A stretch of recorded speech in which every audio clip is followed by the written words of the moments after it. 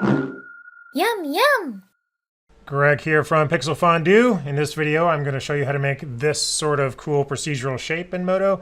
We're going to use MeshOps for the whole thing, and it's going to be a longer video because it's sort of a long process. But I'll go over it really quickly at the beginning. So if you don't want to watch the whole thing, I'll just sort of reverse engineer one at the beginning, and you can go off on your own and start making them, or you could just stick around for the whole video and get a step by step. But they're really cool. They're totally procedural. So depending on your some of the values in your MeshOps stack, you can get sort of an infinite variety of them, these cool wavy structures, and they can be animated as well, and it's really sort of interesting. It reminds me a bit of Chihuly glass structures. So if you know who Dale Chihuly is, he's I think he's dead now, but I was in Seattle right before the pandemic started about a year and a half ago and went to one of his, they have a massive Chihuly showcase there of all his blown glass. It's just he's like the world master of this stuff, or at least was, and it's really cool and amazing stuff. This technique sort of produces something similar to his thing, but it may be interesting to see people try to mimic this sort of shading once they get these shapes. So this is just done in Octane, but Empath would be really good for this as well because it has diffraction, so you can get these cool rainbow effects in there. Like this. But yeah, there's just here's another one, sort of all kinds of cool refractions and diffractions in there with this glass. There's just sort of a plastic looking one at a different angle. This one's sort of a tarnished gold, but you get the idea that this is how they're going to be created. So anyway, so we're going to wind up with something like this, and I'm just going to do a quick reverse engineer of this, and then you can, like I said, you can get started right off the bat if you just want to watch this first part here, where I sort of walk backwards and forwards through the MeshOps stack, and then I'll sort of continue on with a step-by-step for those of you that want to go step-by-step in a little more depth. Okay, so this is just, let me hide the pedestal here. This is just a merged version of the MeshOps stack, so let me hide that and take a look at the stack. And the stack is really just a couple of different items. And so let's start with this curve item here. And I'll pop open the MeshOps stack, and we'll just kind of go turn off everything and go backwards. So I'm starting with the procedural sphere, and then I'm just going to delete the bottom part, and I'm using a selection operator, which I'll get into in the longer section on how to do that. There's a few sections in here where we use selection operators, and it's good to understand how those work. So it's maybe worthwhile watching this whole thing so you can understand how this works. And you can do this manually, of course. You don't have to do a procedural sphere and procedurally delete half of it, but it's nice to be able to know how to do that. Then I just subdivide it once, and then here's an important part: is I set an RGB weight map. Let me just go ahead and select that there, and this is where we get our general wavy shapes, right? So this is, if you look at it, we've got a weight map being set, or an RGB map, and they're just a red value being set procedurally using a texture fall off and a couple of textures there. We've got a noise texture and a sine texture. So we turn off the sine texture. You can see this is our noise texture. It's just sort of a basic, it's really subtle, right? There's a little darker here, a little brighter here, just a real basic noise. And then that noise is deformed by the sine texture, which creates these cool wavy lines. And then we use that to go in and delete those using a selection operation on a weight map. So we're using a select vertex map value. So we're deleting some of the darker parts, and then we're doing edges to curves there on these polygon islands, and then we're smoothing out those curves to look like this. And you can see there's a lot of vertices there. So then we do a curve rebuild and get rid of some of those and do an exact distance on that. So now we've got some nice curves. And then I actually did sort of the same thing with another curve item. So we've just got sort of, got some nested curves here, and I just inverted that delete map. So, I kept the dark parts instead of the light parts and created curves the same way. And you can do this as many times as you want. And again, in the longer section, I'll show you how to do that. But this is just creating sort of non-overlapping nesting curves. They do overlap a little bit at the bottom, but that's, we can deal with that later if you want to. Anyway, then the next step is to create our shape off of that. And we use this strips item to do that. So actually merge those curves into this one. Let me just go back to item mode here. Hide my strips. So we merge the curves into one item there with just a merge mesh operation. And then we start in on our strips. And again, let me just back off of this and go from the first floor, so to speak. So the first thing we do is a curve sweep on those curves, and our curve sweep is using, instead of using a profile, we're just using polygon strips down here. So you can see we've got these polygon strips. And then I just did a bit of a gradient on scale to make them non-uniform, so they're sort of wider at some points and narrower at others, a little more organic looking. And I actually transformed those down a bit to give us a little more room to push out. And so I do a set weight mesh operation, and on this we are doing, again, we're using a selection operator to get a different weight map on each polygon island. So we got a really heavy weight map on this one, a really light weight map on this one. And we use that to, I'll just actually show you the schematic here. So this is what the set weight looks like. We've got a fall off operator. We've got a fall off operator, not a selection operator. And we're just feeding in different polygon islands into a random node, and we're getting different weight maps or weight values for each island there. So we'll go over that in a longer version towards the end here. Smooth it out. So smooth all those curves out a bit so we can get a nice polygon bevel. And this is where we just push out along the normal, right? So we're doing a polygon bevel to just push out along the normal. And you can see that that weight map travels along with it, which again, we'll use later on. You can use that to apply deformers differently to each little section here, or you can use it for shading like I did in those renders I showed. And there's a number of segments along. You can see there's some segments along there, so we can do some deformations later on. And then I do a push, and so if you look at this sort of thin, let me find like a edge here. So you see this thin edge there around the edge of this. It's really thin. Everything's the same width all the way down to the middle. So I'm going to do a push with a spherical or radial fall off. So let me turn on my locators here. So you see this fall off here. So this push is going to affect the outer edges of these polygon islands more than the center. So I've got this solid core value there, and then so it's starting at the 0 push all the way to 100% push towards the end. And so if I turn that push on, you'll see these edges sort of puff out. There we go. So now it's a lot thicker, right? But if you go down towards the middle, still very thin. So we've got that going on. And then, after that, I just set the polygon type to subdivision surfaces to get them nice and smooth. And then after you've got this sort of shape in here, you can do a number of things. Here I've got a transform deformer. You can do a twist deformer, or you can taper it, or you can put a lattice on it, or you can use any of your different deformation operations in MODO. Here you can see how it changed that shape pretty drastically. It's just a scale on this transform effector. I just scale X and Z at 120%, but I have this linear fall off on there. Let me show the items. So there's this linear fall off right there. So, and in this linear fall off, I have a gradient being run through. Let me just select this and showing the schematic real quick. There's just a gradient waveform going through the fall off, easing gradient. And so this waveform, you see it, a lot of effect at the bottom, not much in the middle, and a lot more at the top. It's also animated. It's it's got a frequency on there. So if you animate this scene, this will sort of ripple like a sea creature. Anyway, that's the quick breakdown. So if you want to just take a look at what I did there and just jump in and start trying to make stuff, go for it. Otherwise, I am going to start back at step 1 with our curves and sort of build this guy from scratch to get these curves here. So let me jump over to an empty MODO and get going with that.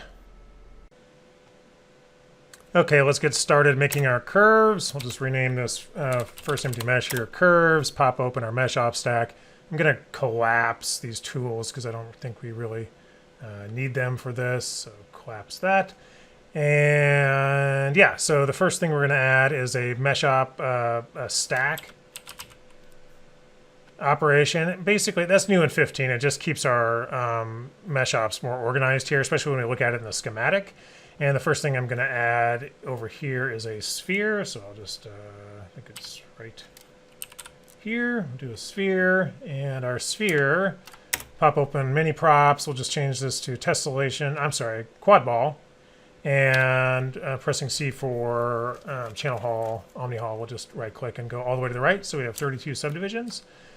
Press C to get rid of that. And so I'll be using mini properties and omni hall throughout this. And I just won't call it out every time, but we want as many vertices as we can. 32 is the maximum subdivision level you're going to get with this mesh op, but we can continue to subdivide it and get a lot of vertices. That'll increase the resolution of our weight map that we're going to add in a little bit here, our RGB map. But so for this one, I don't want curves going all around this thing. I just want on the top hemisphere. And since there's a couple of different ways to do this, but I'm actually going to use a polygon selection operation or operator to get rid of everything below 0 on Y. So we'll just, on our deformer stack here, we'll just add, whoops, I could have just gone over here where I had it pinned, a delete. So add a delete. Gets rid of everything as it defaults to, you know, just selecting everything. And we're going to change the from vertex to polygon. And then I'll go in here and we're going to add a selection operation, which will be a, I guess I don't need to keep, just but pinned this here for a reason, yet I keep making it disappear. So let's do a select by, or a polygon. Let's just do a selection operator polygon. There we go. And then I'm going to pop open my schematic here. And I'm just going to add this whole MeshOps stack into the schematic. And you can kind of see how this is working. So here's our mesh item, right? Stuck into the geometry slot. And here's our deformer stack. We have our sphere, and we've got our delete, right? So they're in order here. I just accidentally reversed them. So they're in order here, just like they are up here. And you can actually switch them around just like that. So we want our sphere first, then we want our delete.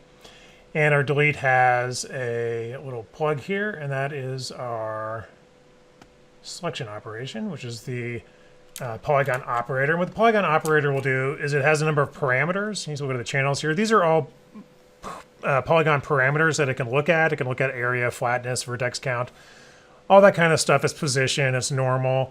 And then you can select them based on that criteria. And so what we want is the position Y, because we're going to select everything under position Y. And I'm actually going to right click on this select thing here and do separate channel. It's just a little bit easier to do this visually. So we'll actually pull this over and go like this and go like this. And so our position Y, we want to run through just some logic. So we'll go to our conditional nodes. We want A is greater than or equal to B. And so click that. We've got that on here. So value A is going to be our position in Y. So it's going to look at all these polygons, position in Y. And for the properties here, we want, you know, A, we can keep B at 0, right? So basically what we're doing is if A is equal to or less than 0, so we're going to switch that to less than, then we want to output a true value, which is 1. And if it is greater than 0, it'll be false. So we want to output the false value, which is 0. So 1 will, when piped into select, this output will select it, and 0, if it's above Y equals 0, will not select it. So this will just delete everything underneath 1, just like that. And you can kind of see how this works. Like if I do a channel haul on, you know, value B, you know, it's comparing it to 0. So if we just sort of drag this up, it's just, you know, deleting everything under, you know, 3.55. We drag it the other way. You know, that's just a nice way of you know, doing a conditional selection there. So now we have a hemisphere. And in our MeshOps stack, I'm going to, let me close my schematic there. And I'm just going to do a subdivide, get a few more vertices in there before we add a weight map there. So we can keep the subdivide on Catmull Clark. And then I'm going to add a set RGB vertex operator. And here we're going to just name this map. We'll just call it noise. And we can press select map and make sure you're visible up here. This little show weight maps button is visible. I'm in the advanced viewport. I believe you can be in a default as well. And we just want to affect the red value. So, you know, right now we're just putting a value of red of 1 on every single vertice in this entire hemisphere here. But we're going to modulate that with a texture fall off. So under the tool pipe, we're going to add a texture fall off. So there we go. And within this texture fall off, we're going to add a couple of textures. The first one being a noise texture. Now, there's a lot of noise textures in MODO. I like just the regular old noise that comes with MODO, not any of the extra. You can use some of these sort of fancier ones from the enhanced procedural textures, but I just use this one down here. It's fine. And we can just set that. Actually, keep it to fractal, or you can go simple. I think fractal's fine. But let's shrink this down a little bit, maybe 0.4 or so. And you'll see it there. You see that sort of noisiness. In fact, I think I'll actually change that to simple, and maybe go 0.5 on the size. And now we're going to add another texture. We'll add the Sine Texture. And what these Sine Textures do, or these waveform textures do, is they just modulate the texture underneath it. So this Sine Texture is modulating this noise texture. And if you want to run over to MODO's help page, you just press F1 and then click on it, a little question mark, and click on it, and it will bring up MODO's help, which is, gives an explanation of what these waveform textures do, how they just modulate the textures, sort of displace the textures underneath them. So here you can see we've got something kind of interesting going on, and let's just modulate this a little bit. First thing I'm going to do is click repeat on my sine waveform down here, and then I'm going to bump the frequency up to like 10 or so, and you can see what we've got, something pretty interesting. You can kind of tell what we're going to be doing here in terms of our curves, right? And you can also see how that subdivision resolution really helps. In fact, I may even add another one of these. Might actually duplicate this one. A few more verts in there, and see how that smooths out once you get that in there. So let's delete those black vertices, and I'll just add another delete node. And again, keep it at vertex. We're deleting vertices here based on their weight map value. So we want a selection operation called select by vertex map value. And we're going to use this RGB map we created at the previous step. And we'll use it's called noise, if you remember. And right off the bat, it deletes everything. But we have these, right now we're deleting everything between 0 and 1, right? So if we say 0.5, now we're just deleting all the vertices that have a value of, 0.5 to 1.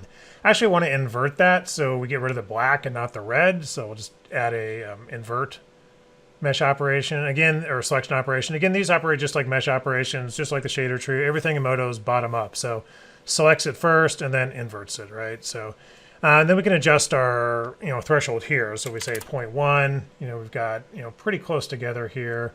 And if we go 0.7, we've got some pretty big gaps. So I'm probably going to go maybe 0.4, something like that. We'll just stick with this to begin with. And so now we've got these nice polygon islands here, and we're going to create curves around that boundary. So another deformation, or another mesh operation, edges to curves. Now we have a ton of vertices, or a ton of polygons in this item because we subdivided this so many times. So adding this, it may take a second to just sort of compute, because it's initially going to, default setting, it's going to add, convert every single edge in here to a curve. So it's going to take a second. So there, I added it. Actually, it wasn't that so bad. But we want to turn polyline to spline curve. We do want to keep single curve. Actually, I'm wrong. It did single curve instead of curves per edge. But we do want another selection operation in here. We just want to do these boundaries. We don't want to do every single edge. So we need a select by border. I think that's the right one.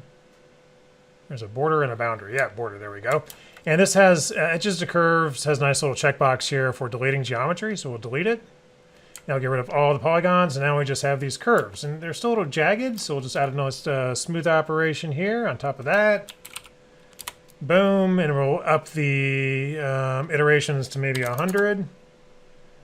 And now I've got nice smooth curves. If you look at our toggle of verts, and just let me select some so you can see them in the viewport here. Whoops.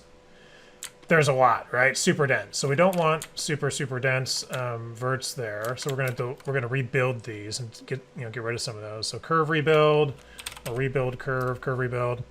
So click that guy, and that'll add that on top. And here we're going to, I'm just actually gonna have these selected so you can see them while we do this. Here you see that's kind of coarse. Now it's doing that by point count. We don't want it by point count because it's just going to, every closed curve there, no matter how long it is, like, you know, these really long, these little small ones here, you know, it's pretty dense, but the really big ones, you lose a lot of resolution if you just do by point count, because each of these closed curves only has 20 points. We actually want exact distance, right? And that's going to evenly space these verts along each curve. So the resolution is a lot more uniform, and you know, 50 is fine. I think that's actually fine where we have. Maybe I'll add another smooth on top of that one more time just to smooth those curves out again. Put that at 100. Not doing much for us. Let me just toggle it on and off here. Oh yeah, it's quite a bit actually. But I think that's fine. Some of these little guys. So we can, okay, so here's what I'm going to do. We can't keep this procedural throughout the entire thing, and you know, the downside is it starts to slow down as it starts to calculate all of this stuff. We have so many verts here; it's very dense. Then once we get into the aspect of, you know, doing you know, polygon strips and beveling those and pushing them and deforming them, it gets quite heavy. So what I'm going to do to speed things up, and this will still, we'll still keep this here, so we can always go back and change it if we want to. I'm going to right click. I'm going to say freeze mesh operations, duplicate and freeze. So what that'll do, obviously, is just duplicate this item and hide it. So here's our guy with all this big mesh stack here that we just created. It hides it, but it gives us a nice, clean, frozen one that's going to be super fast and that we can just sort of deal with here. We'll just call this curves frozen. Here we can just deal with it much more quickly. And also I can go in, now I can create some delete selection operations and clean this stuff up procedurally. Some of these guys just looking for vertices with no edges attached, or with maybe just one edge attached, and it'll get rid of this stuff.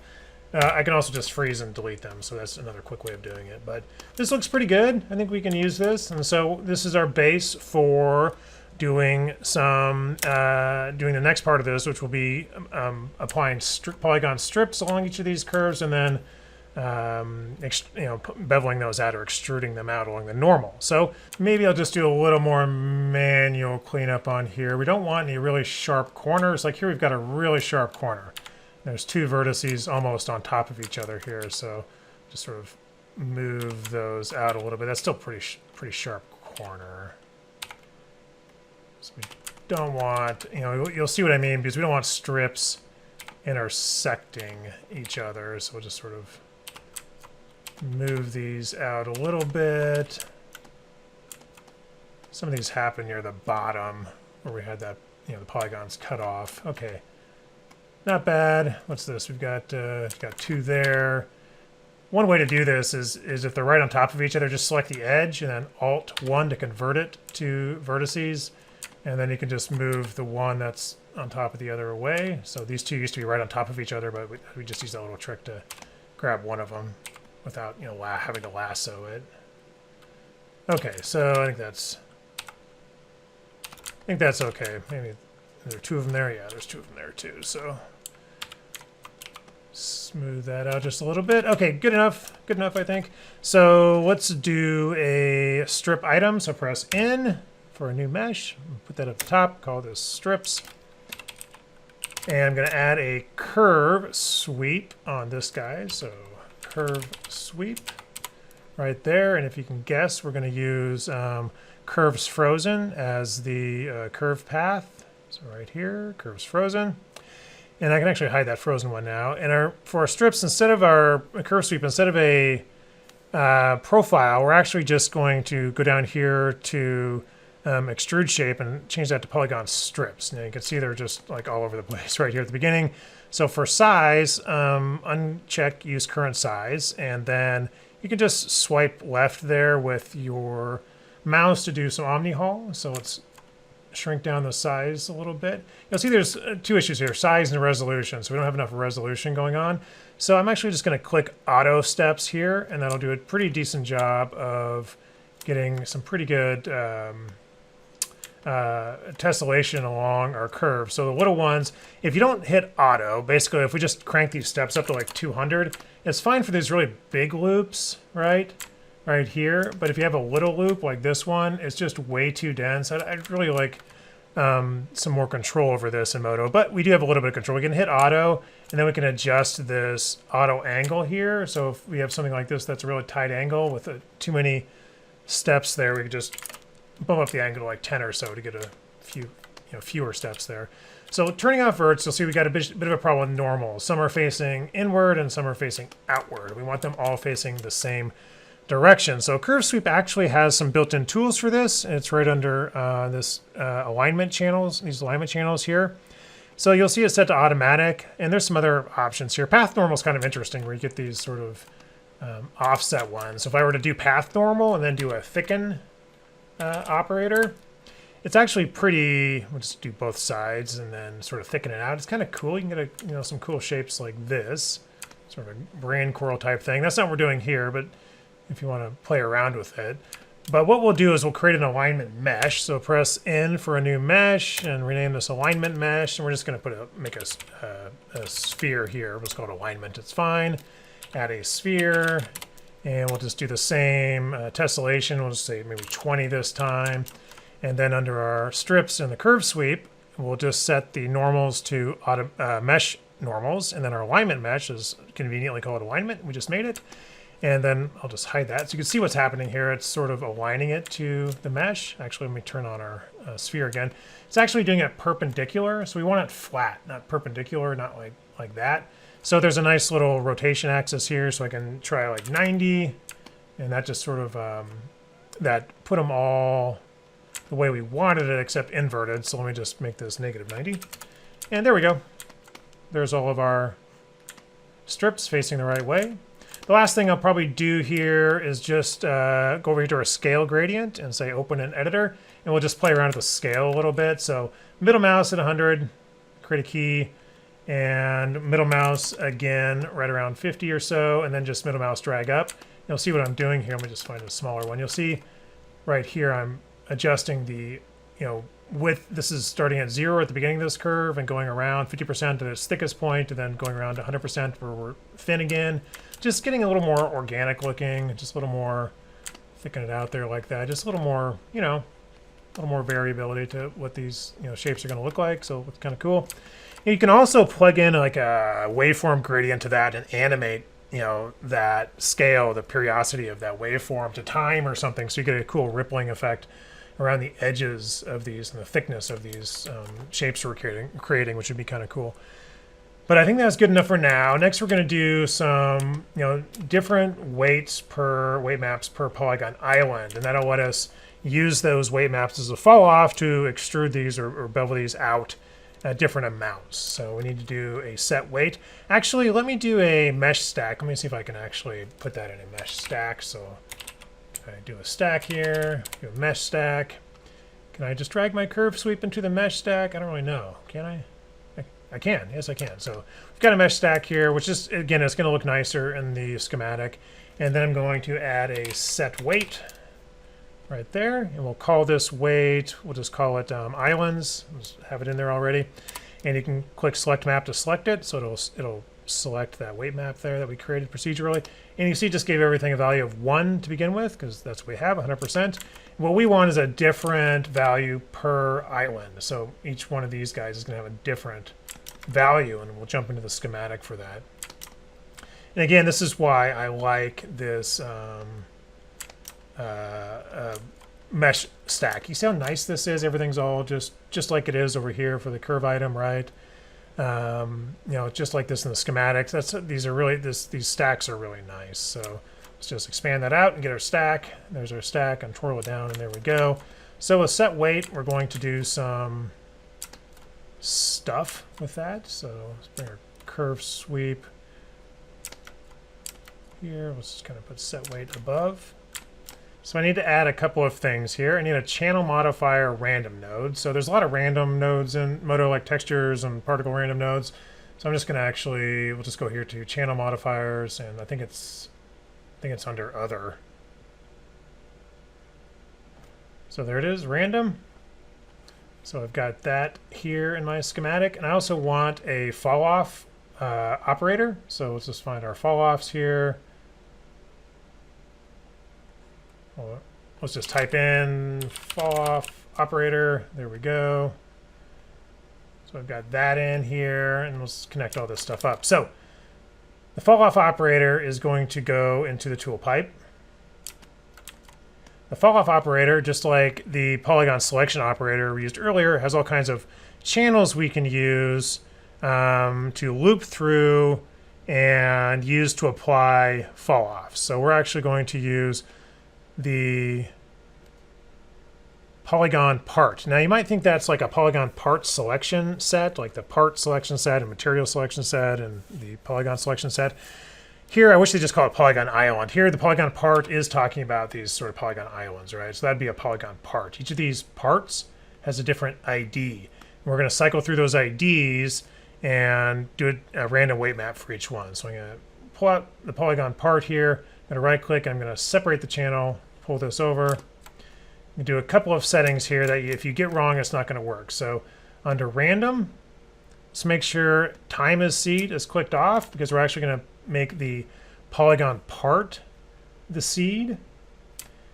And the set weight actually needs to be set to polygon. Make sure that's on polygon. I think it defaults to that, but you don't want it on vertex. You want it on polygon because we're setting polygon data to this. We'll send the output of this to the weight. And you should just see that right there in your viewport. We've got anywhere from 100% there to almost 0%. Now, so I actually think there's too much of a difference between some of these lightest ones and some of the darkest ones because this will hardly extrude at all. So let's just do a little bit of math here. So let's just add a basic math multiply and sort of insert this between our part number. We're just going to multiply up those parts a little bit just to get them maybe 5x or so, just so there's, yeah, so the lowest ones are a little pinkish and not just white, and there's, you know, they're all a little bit closer together. So yeah, it looks pretty cool. All right, let's get these extruded out. So I'm going to use a polygon bevel instead of thicken, which you may think, oh, use thicken, but thicken actually, oops, not create polygons, sheesh. Polygon bevel. And you'll see that polygon bevel has segments where thicken does not. We're probably going to use some segments, and that's the reason we're using this. We could just tick thicken polygons here, and you can see these back faces turning on when I click that, and we'll just shift that to like 0.5 or so. Looks good. Maybe we'll even go a little more. Maybe 1. We'll go really far out like that. Looks cool. And it's a little chunky though, so let's take care of that with a smooth node. And of course, don't use the existing ones. I hate it that MODO puts the existing ones up top. Get a new one in here. Come on, MODO. And drag it under that, and then let's bring up iterations to 100. Nice and smooth now. And let's use a fall off on our tool pipe here, a weight map fall off to get a variable depth on these extrusions here. So we'll do a weight map fall off, and we're going to pick our islands map. And here you got, okay, looks a little weird, not what we exactly want, but we can fix this with our easing gradient. So open that up, and this just, you know, is just mapping how these weights work. Right now, weights with 100% get, you know, 100% of that bevel distance, where the weights without, or the polygon islands without much weight don't get a lot of distance. So I'm really just going to middle mouse and sort of invert this and kind of drag this out to what I want, something more like this, right? So it looks pretty cool. Get some sort of nested effects in here. Maybe bump that one up a little bit, something like that. Looks pretty good. Get a little bit of crunchiness in here, and that's from our original strips. So if I turn on ghosting here, you know, it's from these sharp corners. So you can go in and you can try to fix some of that manually if you want to. You can freeze the strips at the curve sweep and then just manually adjust those points. You can also go in and, you know, try and adjust this you know, auto angle here a little bit if you want to get fewer segments on those sharper corners, but it's really up to you. I'm just going to leave it for now. And with my polygon bevel, I think, let me just select these weights again. For my polygon bevel, I think I'm going to get some segments in here. We'll use some segments. So let's just maybe bump that up to like 6 or so we get some segments along our length there. And then I'm going to use a thicken, or not a thicken, a push mesh operation. And the push is going to use a radial fall off. So we'll go to tool pipe and add a radial fall off. and turn on my locators here so you can see my radial fall off there. And so I'm just going to press C for channel hall and stretch out my fall off a little bit. So it's roughly the same radius as my bevel, which is what was it, like 1 or 1.5 or something like that. I think 1.5. And then I'm going to invert this like so. And for push, I'm going to maybe bump it out to maybe 0.03. And so you see what I'm getting here is thicker pushes on the ends, and it gets thinner as we get towards the middle, right? So these loops here are thinner than these loops up top, like that. So we can probably push a little more. We get some intersecting going on. And again, this is original curves, which we can either tweak around and tweak those strips and curves, but I'll just leave that up to you if you want to do that. So I think something like this is maybe fine, maybe a little bit more. 0.04 maybe. The last thing I'm going to do is I'm just going to set some selection sets that we can use later. So let me just do an add selection set or a sine selection set. And we're going to do a polygon selection set. We're going to call these top. And we're going to do a select by previous operation here. And we're going to use the polygon bevel, and we're going to get their front. So if you look at my stats here, and I have my top selection set right there that I just made. And then let's get one for the bottom as well, so we can just use these later when we're messing around. So let's do another sine selection set. Whoops. New assign selection set. I'm going to go to polygon, and then we're just going to do another select by previous operation. A new one down here. And we'll pick polygon bevel, and this time we're going to pick the back, and we're going to call this one bottom.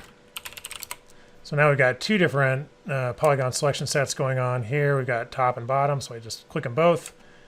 Got both of these guys, and we'll use those later. So now let's right click and duplicate and freeze on this mesh operation here, duplicate and freeze. And so it hit our original one, and now we've got our sort of frozen one, which we can operate with much faster now. We'll just call this, we'll just call it flower or something like that. And we can go in and shift tab and do Catmull Clark, and because we went in and did these selection sets, we can do some stuff like, let's pick our top ones here. That's really the bottom ones. Pick the top ones here and hold control and get the boundaries, and maybe do a little edge bevel. Just press B and do an edge bevel. Make sure your round level's small there. So just a little edge bevel will get some. We can also just tighten it up with a weight map, however you want to do it. It's really up to you. You can do edge bevel, you can tighten with a weight map, you can do a loop slice. But we're just getting those a little more, round or sort of thick on the edge there. We can also grab these bottom ones here, like this, and press scale and Alt W for scale from origin. We can kind of scooch these back in if we want to, just to fill that in a little bit. Now that we have this guy, we can add some deformations on top of it, like a twist effect or something like that. Not have to reevaluate the entire mesh stack. We just have this one frozen item. So it's a little bit faster if I want to do something like taper it and get some more interesting sort of shapes with this guy, or twist it around a little bit. Anyway, all kinds of stuff you could do with it. Even just doing an item, if I turn that off, just doing an item scale, if I just sort of push it up on the Y like that, you get some different looking shapes in here. And some of these that are a little bit mushed up or messed up, you can maybe go in and delete a loop slice or something and clean it up a little bit if you want to, or do some loop slices here and maybe do like a move it with a soft selection fall off, so we can sort of go like this or so. Whoops. Push it in a little bit. Anyway, you can do some manual editing here if you want to, but generally as you've got this kind of cool shape now, And you can just do whatever you want with it. And you can use these weight maps that we've put in here for shading, so you can get different shading on each one of these guys, or do whatever you want. But that's it. So you can get this main shape here. You can animate any of these gradients that we have for the thickness, or the push, or any of that stuff to get sort of an animation rippling effect on these. Or you could just do a full animation on this entire thing. So if I just do a transform effector on here like this, and so this transform effector is this guy right here, but I can add a fall off on this. So I could do like a linear fall off.